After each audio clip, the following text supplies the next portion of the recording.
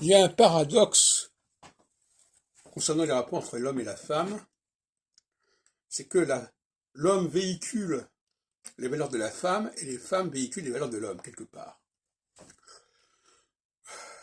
De la même façon que la femme, quand elle accouche, elle véhicule aussi quelque chose qui vient de l'homme. Donc tout ça est extrêmement à double sens, ambigu, et peut induire en erreur. Lorsque les femmes s'expriment, elles le font très souvent à partir d'éléments fournis par les hommes, que ce soit dans le domaine du théâtre, de la traduction, tout ce qu'on voudra. Donc, ça va sortir de la femme, tout comme l'enfant sort de la femme, mais en même temps, il y a quelque chose de l'homme qui est derrière tout ça.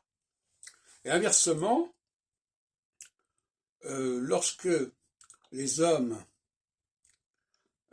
sont poussés en avant par les femmes, sont impulsés par les femmes, et même quelque part défendent des valeurs féminines, par exemple, le nationalisme, est-ce que c'est une valeur masculine ou une valeur féminine? À mon avis, c'est une valeur féminine, mais qui est portée par les hommes, par certains hommes qui sont choisis.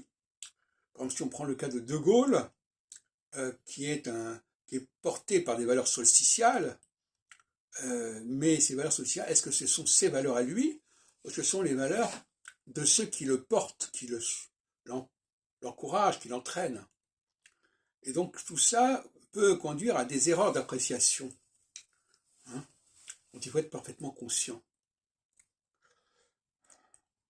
Une sorte de renversement.